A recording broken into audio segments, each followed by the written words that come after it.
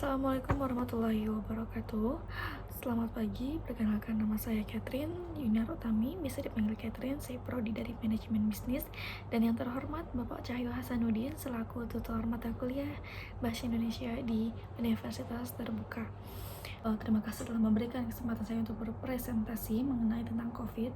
Dan yang kedua, salawat serta salam tercurahkan kepada baginda Nabi besar Muhammad SAW. Dalam pengertian virus COVID-19, infeksi virus merupakan penyakit yang disebabkan oleh virus dan menimbulkan gejala utama berupa gangguan pernapasan. Penyakit ini menjadi sorotan karena kemunculannya di akhir tahun 2019 pertama kali di Wuhan, Cina. Lokasi kemunculannya pertama kali ini membuat virus juga dikenal sebagai sebutan dengan Wuhan virus. Selain Cina, virus juga menyebar secara cepat ke berbagai negara lain, termasuk ke Thailand, Jepang, Korea Selatan, bahkan hingga ke Amerika Serikat. Kasus-kasus positif ini menyebar di seluruh provinsi, namun hampir separuhnya ada di Pulau Jawa. Jumlah kasus positif terbanyak didominasi di DKI Jakarta tentunya ya, di ibu kota Indonesia dengan 1.270.164 orang, disusul dari Jawa Timur sebanyak 5.800.679 positif, serta Jawa Barat 4.800 ya, dan Jawa Tengah 4.700.380. Wow, lumayan banyak banget ya, hampir seluruh Indonesia terkena positif corona. Nah, penyebab virus COVID-19 merupakan virus single stranded RNA yang berasal dari kelompok Viridae. Dinamakan virus karena permukaannya yang terbentuk seperti mahkota. Virus lain yang termasuk dalam kelompok yang serupa adalah virus yang menyebabkan Middle East Respiratory Syndrome atau MERS-CoV disebutnya, dan Severe Acute ini disebutnya SARS-CoV beberapa tahun silam. Namun virus dari Wuhan ini merupakan virus baru yang belum pernah teridentifikasi pada manusia sebelumnya.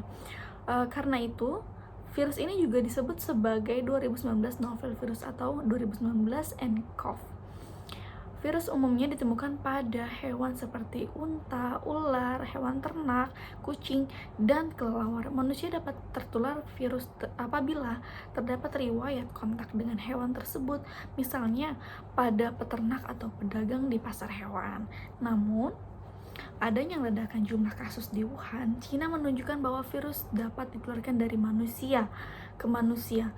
Virus bisa ditularkan lewat droplet, yaitu partikel air yang berukuran sangat kecil dan biasanya keluar saat batuk atau bersin. Nah, biasa kita muncrat mungkin itu ya, air liurnya mungkin. Apabila droplet tersebut terhirup atau mengenai lapisan kornea mata, seseorang beresiko untuk tertular penyakit ini. Jelas saja lah ya, masuk ke dalam organ tubuh pasti mengenai dalam organ tubuh kita, bisa terkena virusnya. Nah, meski semua orang dapat terinfeksi virus, mereka yang lanjut usia, memiliki penyakit kronis, dan memiliki daya tahan tubuh rendah lebih rentan mengalami infeksi ini serta komplikasinya. Gejala virus COVID-19. Gejala virus bervariasi, mulai dari flu biasa hingga gangguan pernapasan berat menyerupai pneumonia. Gejala yang umum dialami mereka yang mengalami infeksi virus adalah demam tinggi disertai menggigil, batuk kering, pilek, hidung berair, dan bersin-bersin. Nyeri tenggorokan juga ya, sesak napas juga apalagi. Nah, gejala virus tersebut dapat bertambah parah secara cepat dan menyebabkan gagal nafas hingga kematian. Centers for Disease Control and Prevention CDC, gejala infeksi virus 2019 ini dapat muncul mulai 2 hari hingga 14 hari setelah terpapar virus tersebut. Jadi misalkan kalian itu terkena virus pertama kali berhubungan sama orang yang sedang terpapar, dan kalian tuh akan timbulnya tuh setelah 14 hari. Dan lanjut lagi, apakah setiap orang mengalami COVID yang sama? Tidak. Virus corona dapat mempengaruhi banyak organ tubuh dan ada berbagai gejala yang tidak terlalu umum. Para ilmuwan The King's College London dengan menggunakan data dari 4 juta orang yang mencatat kesehatan mereka di aplikasi mengatakan ada 6 subjenis COVID. Beberapa di antaranya merupakan ciri penyakit parah. Ya, seperti flu tanpa demam, yaitu sakit kepala, kehilangan daya penciuman, nyeri otot, batuk, sakit tenggorokan, nyeri dada, tidak demam. Kedua, seperti flu dengan demam, sakit kepala, kehilangan daya penciuman, batuk, sakit tenggorokan, suara serak, demam, kehilangan nafsu makan. Ada lagi gastrointestinal, sakit kepala, kehilangan daya penciuman, kehilangan nafsu makan, diare, sakit tenggorokan, nyeri dada, tidak ada batuk. Nah, kelelahan, ini parahnya dalam tingkat 1 ya, sakit kepala, kehilangan daya penciuman, batuk, demam, suara serak, nyeri dada, kelelahan juga. Dan kebingungan ini ada lagi nih, tahap kebingungan ini parah tingkat kedua, kepala, kehilangan daya penciuman, kehilangan nafsu makan, batuk, demam, suara serak, sakit tenggorokan, nyeri dada, kelelahan, kebingungan, dan nyeri sendi atau antara isolasi mandiri, karantina mandiri, dan menjaga jarak fisik. Nah, karantina berarti membatasi kegiatan atau memisahkan orang yang tidak sakit tetapi mungkin terpajan COVID-19.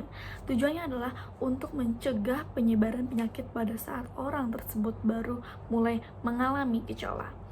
Isolasi berarti memisahkan orang yang sakit dengan gejala COVID-19 dan mungkin menular guna mencegah penularan.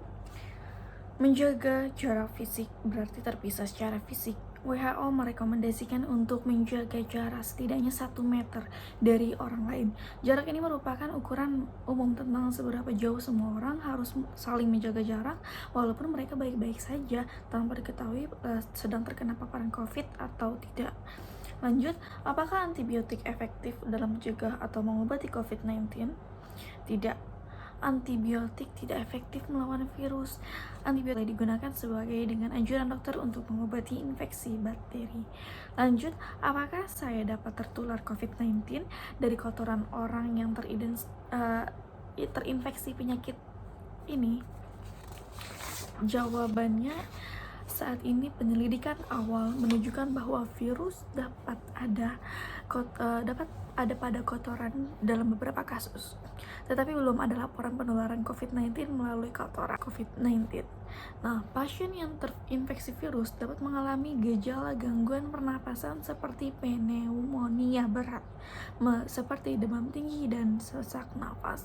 Komplikasi seperti gagal nafas, gagal jantung akut, dan infeksi sekunder akibat kuman lainnya dapat terjadi bila kondisi tersebut tidak segera diatasi atau bila penyakit mengalami keburukan dengan cepat.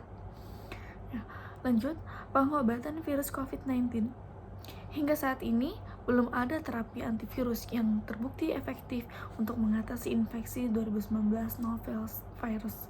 Beberapa antivirus yang telah berhasil menangani infeksi MERS-CoV dan SARS-CoV sebelumnya belum menunjukkan hasil memuaskan untuk mengatasi infeksi virus yang baru ini.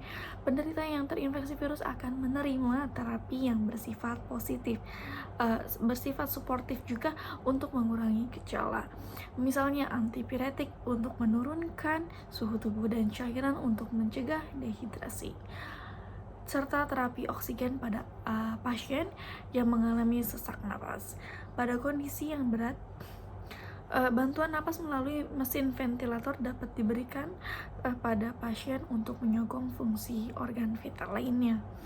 Nah, lanjut, pencegahan virus COVID-19. Meski gejala penyakit virus menyerupai penyakit pernapasan lain seperti pneumonia atau influenza, sejauh ini belum ada vaksin yang dapat mencegah penularan penyakit virus. Pemberian vaksin pneumonia maupun vaksin influenza tidak dapat memberikan proteksi terhadap penyebaran infeksi virus. Cara terbaik untuk menghindari penyakit infeksi virus adalah melakukan tindakan pencegahan secara aktif. CDC menyarankan setiap orang melakukan tindakan seperti rutin mencuci tangan menggunakan sabun dan air mengalir selama setidaknya 20 detik. Apabila tidak memungkinkan atau tidak tersedia air dan sabun, bersihkan tangan dengan menggunakan pembersih tangan berbahan alkohol. Dan hindari kontak dengan orang yang sedang sakit. sakit. Tetaplah di rumah bila sedang sakit, tutup mulut dengan tisu atau dengan menepuk siku saat Anda batuk atau bersin. Hindari kontak dengan hewan ternak secara langsung ya. Hindari bepergian, terutama ke daerah dengan kasus infeksi virus. Hindari mengonsumsi daging yang belum matang sempurna. Menjaga nutrisi dengan mengkonsumsi makanan yang bergizi seimbang, minum air putih dengan jumlah yang cukup, dan istirahat cukup juga dapat membantu menjaga kondisi tubuh agar tetap bugar dan terhindar dari infeksi virus. Setiap orang yang mengalami gejala menyerupai infeksi, jangan ragu untuk segera berkonsultasi dengan tenaga kesehatan untuk memastikan penyebabnya. Sekian dari presentasi saya, kurang lebihnya mohon maaf. Wassalamualaikum warahmatullahi wabarakatuh.